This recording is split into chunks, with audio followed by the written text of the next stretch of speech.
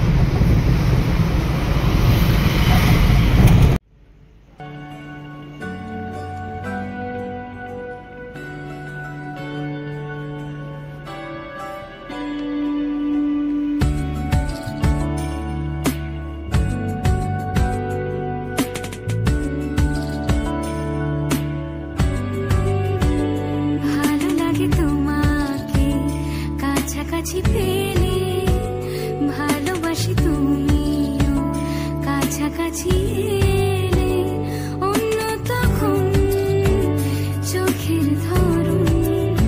আর ভিডিওটা বেশি বড় করলাম না, দেখা হচ্ছে একটা নেক্সট ব্লগের সাথে। আর অবশ্যই আমার চ্যানেলটা সাবস্ক্রাইব করো। টাটা।